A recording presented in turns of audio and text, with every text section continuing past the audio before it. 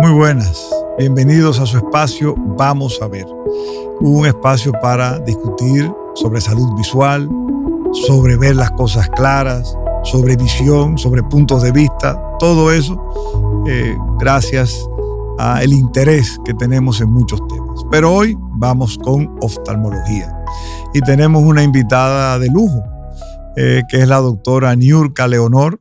La doctora Leonor es una oftalmóloga retinóloga con mucha experiencia, sobre todo en pacientes diabéticos y problemas de degeneración macular senil, pero sobre todo es una amiga de muchos años. Y como el objetivo de este espacio es hablar entre amigos, hablar con las cosas claras, sin mucha pose ni cosas artificiales, vamos a iniciar con la entrevista y el conversatorio con la doctora Leonor. Buenas. Muy buenas, doctor. Muchísimas gracias por recibirme en su espacio. Que es nuestro espacio. Niurka, ¿por qué oftalmología? Desde que yo tenía como 5 años hasta que yo iba al preinternado, yo iba a ser pediatra. Hasta que vi un ojo y me enamoré a primera vista. Realmente, la forma que fue, yo no estaba viendo directamente con el indirecto. Yo vi al doctor Hubiera, que era en ese tiempo R2, y con un teaching yo vi el ojo por dentro y yo me enamoré. Eso fue una cosa que yo dije oftalmología, oftalmología, oftalmología. Pero realmente era pediatría que iba a coger. Déjenme traducirle. El indirecto es un aparato que usamos los oftalmólogos para ver a través de una lente. Y el teaching es un dispositivo por el cual el que está afuera puede ver lo que está viendo el médico. Con lo cual, lo que quiso decir Niurka es la primera vez que vio el fondo de ojo. Esa experiencia tremenda de tú ver el interior del cuerpo humano, que normalmente no lo vemos, a través de una lente. Y esa característica tiene el ojo, que somos los únicos que podemos ver sin invadir el cuerpo, podemos ver el cuerpo por dentro. Entonces, ¿te gusta la oftalmología? Tu residencia, ¿cómo fue la especialidad en oftalmología? Fueron 4 años en los cuales comencé a tener compañeros que se convirtieron en amigos y ahora son colegas y amigos con los que seguimos compartiendo todo el tiempo y que cuando yo los necesito están ahí.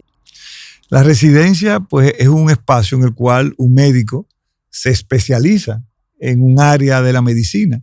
Y es importante lo que dice Niurka, de que esos compañeros, esos colegas o residentes se convierten en amigos para siempre. Y de los profesores. Háblame de los profesores de la residencia. Puedes hablar mal, que yo lo conozco. Mis profesores de la residencia me dieron una línea de formación. Hay personas con las cuales yo trabajé como residente, que hay cosas que yo las hago hoy automáticamente por default, porque me la enseñaron desde un tiempo cuando yo empecé como residente de primer año. Una de las personas que siempre me acuerdo es el doctor Federico Gómez, que el doctor Federico Gómez decía que como tú tratas tus equipos en la residencia, tú vas a tratar tus equipos en tu consultorio privado. Y eso me lleva a mí a que la lente que yo uso para hacer láser es la misma lente que yo encontré en la clínica cuando yo llegué hace 24 años. Caramba, 25. Tantos años. Sí. Déjenme decirles que la doctora Leonor es la actual presidenta de la Sociedad Dominicana de Oftalmología, presidencia pro tempore, que es muy elegante decir eso. Y de esa residencia, ¿cuáles son los momentos que tú recuerdas? Porque todos recordamos durante ese periodo de formación un momento muy bueno y también momentos malos. Momentos buenos, nosotros teníamos mucha compenetración entre los residentes y los mismos MAs. MAs es el médico attending que te ayuda, el profesor que está al lado tuyo. Entonces, nosotros teníamos una compenetración en la residencia muy fuerte, hacíamos muchas comidas, cada vez que cumplía años celebrábamos todo y demás. Esos son momentos que yo los guardo en mi corazón y que siempre van a estar ahí. Momentos difíciles, fue una vez que a mí me tocó decirle a un paciente, después de haberle repetido 3 veces una prueba de HIV, que él era HIV positivo y él no tenía conocimiento de eso, porque iba para una cirugía de vitrectomía y de rigor se le mandan las analíticas virales, que son las de la hepatitis, las del HIV y ese tipo de circunstancias. No porque cuando ese paciente tenga algo positivo no se va a dejar de operar, pero sí cambia el orden a nivel quirúrgico, o sea, cuando lo entramos a cirugía, ese paciente no puede ser el primero en operarse. Entonces, ese fue un momento difícil. Otro momento difícil fue un pacientito, niñito, que tenía un retinoblastoma en ambos ojos y había que eviscerarlo para salvaguardar su vida. Claro. El retinoblastoma es un tumor que se presenta en niños, que es terrible cuando es bilateral, porque tienes que sacar los 2 ojos. Porque si lo dejas, va a seguir creciendo y va a comprimir las estructuras vitales y la persona va a morir. Es una decisión muy difícil, porque la medicina está hecha de decisiones, tanto por parte del médico como también por parte del paciente. Y eso muchas veces nos olvidamos. ¿Cómo está la oftalmología en nuestro país? La oftalmología en nuestro país ha ido avanzando. No tenemos nada que envidiarle a cualquier otro país del mundo.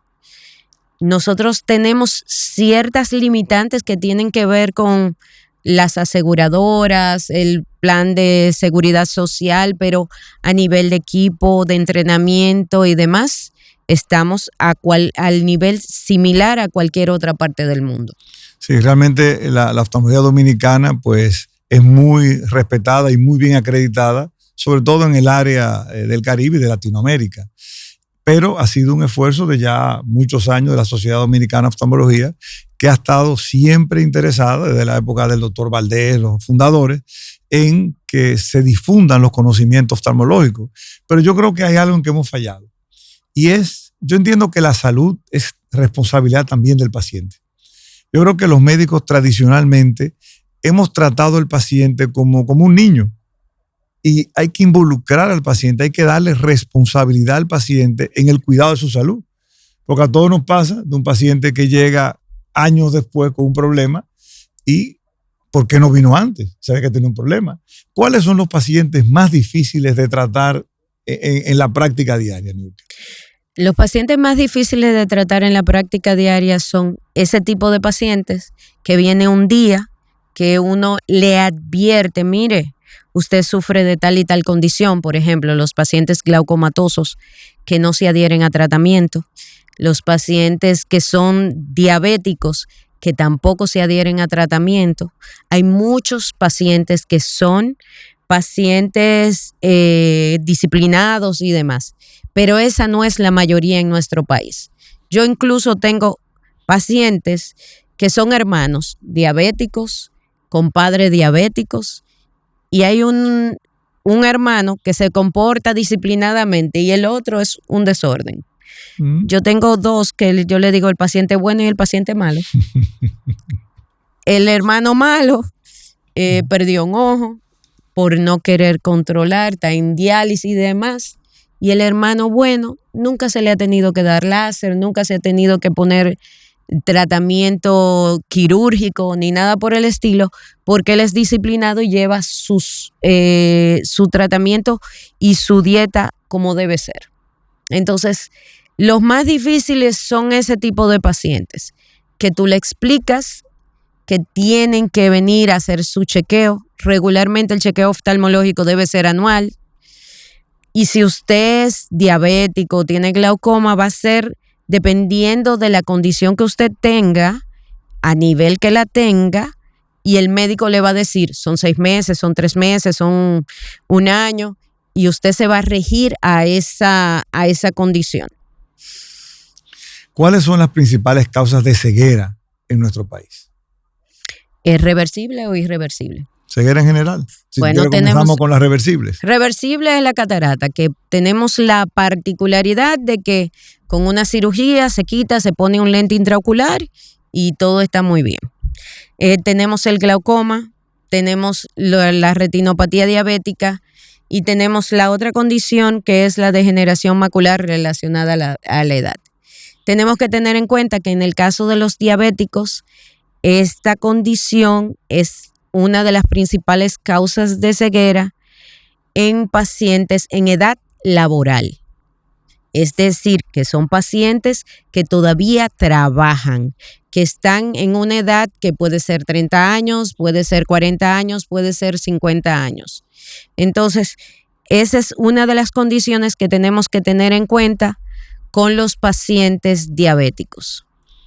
Vamos a hablar un poquito de los diabéticos, porque en nuestro país la diabetes afecta cerca del 12 al 13% de la población, es muy alta.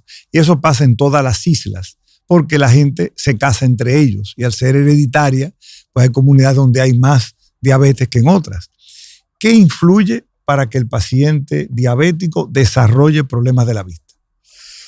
Lo primero es que tenemos diferentes factores, pero antes de entrar a eso, quería decir que aparte de la parte de hereditaria, tenemos el problema de la alimentación. Y que antes, por ejemplo, cuando la gente vivía en un campo, se comía la fruta o la verdura que ellos sembraban. Y cuando los viejitos trabajaban, los abuelos trabajaban en los campos, caminaban 1 kilómetro para llegar a su trabajo y volver para atrás y así por el estilo. Ahora tenemos mucho sedentarismo, tenemos que lo compramos todo por caja o todo prehecho, o todo enlatado y así por el estilo, y eso no nos ayuda. Ahora, los factores de riesgo para desarrollar retinopatía diabética, el primer factor es el tiempo. Mientras más tiempo tiene el paciente siendo diabético, más propenso a ser una complicación. Ahora, ese es un factor no modificable, o sea, yo no puedo modificar el tiempo que yo tengo siendo diabético. ¿Qué sí yo puedo modificar? Yo puedo modificar el nivel de glicemia, la función de mis riñones, cuidando el riñón, el problema cardiovascular, la hipertensión, el colesterol. O sea, si yo controlo todos esos factores que son controlables, si yo llevo una dieta adecuada y hago ejercicio, entonces, y acudo a mis chequeos regulares, evito que la complicación salga más temprano. O sea que, como siempre, la prevención es clave. Es clave. Yo siempre le digo a los diabéticos y a sus familiares toda esa información, y soy un poquito más dramático. Le digo, todo paciente diabético tiene que saber que se puede quedar ciego por la diabetes y tiene que saber que si se cuida, lo puede evitar. Uno de los problemas que tenemos nosotros en el país, que podemos también tocar, es el papel de las ópticas en el cuidado de la salud visual. Hay muchos pacientes, muchos dominicanos que no ven bien, y tienen la idea de que todo se resuelve con lentes. Es así. Y su lógica es, voy a una óptica. ¿Cuál es la realidad de las ópticas en nuestro país? Bueno, resulta ser que nosotros tenemos que separar que la parte refracción es ponerte un lente, pero no todo se resuelve con lentes. Entonces, las ópticas, tú puedes resolver el problema del tipo de lente que tú quieres, pero el médico oftalmólogo es el que te va a hacer tu revisión anual, donde te revisa si la refracción es adecuada, donde te ve si tu córnea y todas las estructuras intraoculares están en condiciones, y puede ver el fondo de ojo donde aparecen diversas patologías que pueden impedir que tú puedas ver bien. Entonces, como yo les digo a los pacientes, a veces cuando tienen condiciones como retinopatía diabética o degeneración macular, que es, vamos a ponerlo desde el punto de vista de que usted tiene un carro. Su carro tiene el vidrio de adelante dañado, ¿verdad? Pero usted viene, se lo cambia, se lo pone bello, precioso, el nuevo, el último modelo del vidrio con todo lo que usted quiere y todos los filtros que usted quiera. Pero si el carro, el motor no sirve, no va a arrancar. Eso mismo pasa con el ojo. Usted puede cambiar los lentes, pero si el motor suyo, donde está el nervio óptico, donde está la retina, no sirve, tampoco usted va a ver. Entonces no vale la pena cambiarse un lente si usted no va a poder ver lo que usted tendría que ver. Y de nuevo, tiene mucho que ver con la responsabilidad de esos centros ópticos. Porque Claro. en esos sitios, si tú te encuentras un paciente que no mejora la visión, refiérelo a un oftalmólogo. Nosotros hemos visto también un cambio interesante y tiene que ver con el examen de la vista en la licencia, con Sí. el Intran. Ujú. El otro día yo fui a renovar mi licencia, que ya por mi edad me tocaron 2 años. Eso es devastador cuando te dicen eso, pero es la realidad. Y el examen es muy interesante. Y lo que más me gustó, que lo estamos viendo los oftalmólogos en la práctica, es que nos refieren del Intran los pacientes que no ven bien. Y eso me parece excelente. ¿Cuál es la respuesta de la Sociedad Dominicana de Oftalmología a esa situación? Eso ha sido una medida muy importante porque muchas veces ese paciente no lo referían y el paciente o le daban la licencia o andaba sin licencia en la calle. Entonces, como no lo referían, hemos visto casos de pacientes con glaucoma. A mí me tocó un paciente que vino a buscar el documento para que le dieran su licencia y él tenía una retinopatía diabética proliferativa y hubo que hacerle su láser en ambos ojos. Luego de ahí se le mandó para que le dieran su licencia como tal. Claro, y eso es una parte muy importante de la interacción entre los sectores de la sociedad. Nosotros no, como oftalmólogos, como médicos, no estamos aislados en un consultorio, sino que tenemos que ver los pacientes y también las instituciones deben tener en cuenta para referir los pacientes en cada momento. Y el cuidado de los diabéticos es muy, muy delicado. Debe ser un médico que tenga conocimiento del diabético para poder resolver los muchos problemas que tienen los diabéticos. E incluso debe ser un cuidado de múltiples áreas. Es decir, yo siempre les digo a los diabéticos cuando llegan al consultorio, su primera consulta, ¿verdad?, oftalmológica debe ser cuando usted se lo diagnostica. Y cada vez que el médico, dependiendo del grado de retinopatía que usted tenga, el oftalmólogo le diga, usted debe acudir, porque hay veces que no tienen retinopatía y tú lo ves una vez al año. Pero aparte de eso, debe estar chequeándose con su endocrinólogo o diabetólogo cada cierto tiempo que se lo regule. E independientemente de que no se sienta nada, debe ir a un nefrólogo y a un cardiólogo un chequeo anual, y así podemos prevenir cambios tempranos o posteriormente que provoquen más complicaciones. Una de las cosas que echamos en falta en nuestro sistema de seguridad social es que esos pacientes diabéticos, sobre todo los diabéticos, los hipertensos, no son referidos al oftalmólogo. No hay una relación entre el paciente que tiene una enfermedad, el endocrinólogo, el oftalmólogo, como debería haber. Hay ARS o empresas de seguros que ya lo están haciendo, pero debería ser una política. Todo paciente diabético debería pedírsele que acuda a su oftalmólogo, a su nefrólogo, a su cardiólogo con regularidad.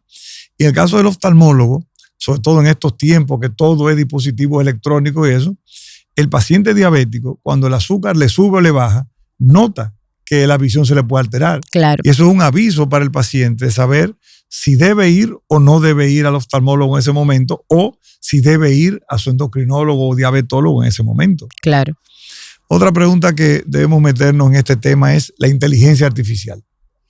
Este avance nos va a ayudar mucho a tratar de diagnosticar cosas con mayor antelación y evitar complicaciones, porque lo podemos utilizar para prevenir cambios más tempranos que los que nosotros podemos visualizar cuando estamos haciendo cualquier tipo de fondo de ojo.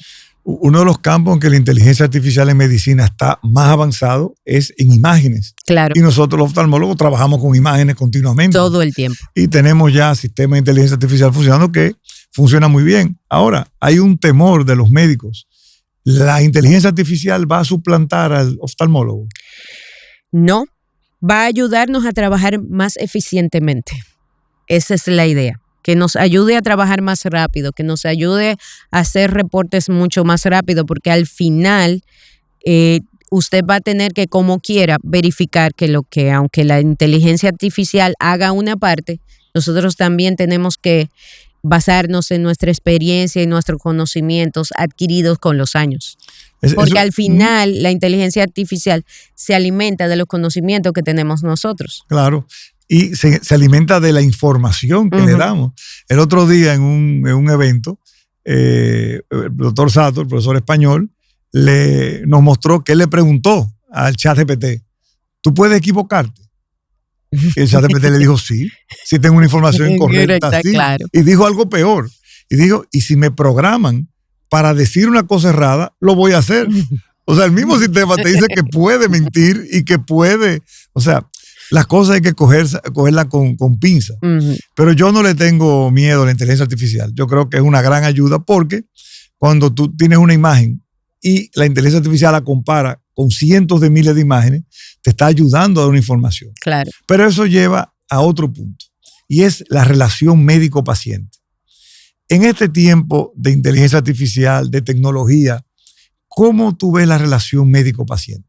No se debe perder porque a mí me pasa que, por ejemplo, hay pacientes míos que vienen de Estados Unidos a chequearse porque ellos dicen que con allá no tienen como esa relación tan directa, tan personal, que ellos se sienten que son un número, no que son una persona. Entonces no es lo mismo cuando tu paciente llega al consultorio y usted tiene conocimiento de que ese paciente tiene un nieto que vivía aquí o se lo llevaron para allá y usted le pregunta por el nieto y demás, que no es solamente la información directa del paciente, sino la información de la parte personal que hace la diferencia. En ese punto, ¿qué tanto impacta nuestra profesión de oftalmólogo en la vida personal del médico? Tiene mucha relevancia porque nosotros nos descuidamos. Nosotros como médicos somos malos pacientes y nos descuidamos de nuestra salud porque estamos concentrados en lo que vamos a hacer. A veces podemos tener distanciamiento con la familia porque también estamos concentrados en la parte médica, pero podemos hacer un equilibrio. Nosotros podemos equilibrar esa parte. Me ha tocado en estos casi 2 años de la presidencia que he tenido mucho más actividades de las que yo tenía antes. Claro. Y he tenido que tratar de buscar la forma de equilibrar con la parte personal y la parte familiar y la parte profesional y la Sociedad Dominicana de Oftalmología. Yo creo que uno de los cambios que estamos viviendo es que el paciente, que también está en esa burbuja tecnológica aislado, necesita que el médico piense en la persona. Claro. O sea, cuando tú ves un paciente, no son 2 ojos que entran a tu consultorio, una persona que completa tiene un problema, y a veces te lo cuentan y tú debes oírlo. Hay que saber entender y escuchar al paciente. Una de las cosas que yo he aprendido, eso siempre me lo ha dicho Begoña, mi esposa, y lo aprendí con mi hermana, Elfride, como tú sabes, era diabética y murió no vidente, era que ella decía que no la escuchaban. Elfride, que tenía muy mal humor, es la verdad, como todos los diabéticos tienen su cambio de humor. Nosotros los médicos hacemos una cosa, y es que a veces llega un paciente discapacitado y nosotros nos dirigimos al que acompaña al paciente. Y lo hacemos de forma inconsciente. Entonces, y Elfride, que se da cuenta de todo, le dice al médico, soy ciega pero no estúpida. O sea, pero es una realidad, nosotros nos olvidamos a veces y creo que toda esta tecnología nos debe ayudar a eso. Y vamos a aprender un poquito más de quién es Niurka. ¿Cuál es tu hobby favorito? Aparte de comer, claro. Bueno, comer es uno. Sabemos. Comer es uno. A mí me gusta montar bicicleta, aunque usted no lo crea, y nadar. No lo creo, pero bueno, ya me lo dice. Y nadar. Mira qué bien. ¿Y de leer libros, qué libros te gustan? Bueno, yo tengo múltiples tipos de libros. Hay libros que me impactaron en cierto momento de mi vida. Ahora estoy leyendo libros más para bienestar. Ahora mismo estoy leyendo a Marian Rojas Estapé con Las personas vitaminas. Nunca he oído eso. Explícamelo. Porque eso de resulta ser que las personas vitaminas son las personas de las que usted se tiene que rodear, que son personas que, aunque cuando usted está apagado, yo tengo una amiga que cuando yo estoy apagado, yo nada más tengo que llamarla. Yo la llamo y ella como que ¡fua! me prende la vitamina que hay. Porque hay gente que los hace reír, personas que usted puede estar disminuido, no, o sea, como lo explico, de una forma que usted se sienta que está como decaído, deprimido por alguna condición en particular, o a veces uno se siente que por más que hace, lucha y demás, no logra lo que uno está buscando. Está enchivado, como tu ejemplo el carro de ahorita. Está enchivado. Entonces, ese tipo de personas le buscan a usted la mejor forma para que, aunque sea con 2 palabritas, le dicen 3 cosas que usted necesitaba para volver a encender los motores. Tengo que aprovechar, ya que pusiste ese tema de las vitaminas. 2 preguntas. No todos los pacientes son iguales. No. No todos los pacientes responden. Así como tú tienes amigas o amigos que te ayudan en un momento dado, no todos los pacientes son iguales. Es una realidad. Sí, es así. Y lo otro es, papel de las vitaminas en el ojo. ¿Son buenos los suplementos vitamínicos? Sí, los suplementos vitamínicos tienen su función. Lo que pasa es que no podemos abusar de ellos y no podemos creer que eso es lo único. Además, que hace unos años en un mundial de retina estaban haciendo un estudio que decía que no todos los pacientes con degeneración macular podían beber vitaminas porque hay algunos que en sus genes eso le activaba la membrana neovascular. Entonces, no a todo el mundo se le puede dar. Ese es un punto muy importante. No todo lo que dice natural es realmente bueno o útil. Exacto. Y hay un mercadeo que dice esto es un producto natural y la gente se lo toma. Y en ese mismo tenor, hay estudios que dicen que el zinc, que en una época se usó mucho, puede acelerar el desarrollo de un cáncer de próstata. O sea que no todo lo natural automáticamente es bueno o positivo. Y hay que recordar que las ADEC, o sea, ADEK, son liposolubles y tienen ciertas condiciones que hacen que tu hígado trabaje un poquito más. Entonces, hay que darle cierto descanso en algún momento, aunque volverla a tomar después. O sea que, resumiendo o recapitulando, como decía nuestro recordado profesor, don Ulises Pérez Plácido, no todas las medicinas funcionan igual en todos los pacientes. No todos los pacientes responden igual a todos los tratamientos porque nosotros no hacemos empatía con todos los pacientes. Y aunque tú quieras, hay pacientes que son difíciles y parte de tu experiencia, de tu sabiduría, si tú quieres usarlo así, es saber lidiar con todo tipo de pacientes, pero tú no vas a lograr que todos se sientan cómodos o que todos te sigan o te escuchen como tú quisieras. No. Eso es frustrante, el que hay pacientes que tú no puedes conseguir resultados. Hay veces que sí, hay veces que es muy frustrante, pero también uno tiene la recompensa de encontrar pacientes que te dicen, yo hice lo que usted me dijo y mire cómo estoy y estoy mejor y me siento mucho mejor y estoy haciendo las cosas que debo hacer y he cambiado mi dieta. Así existen. Claro.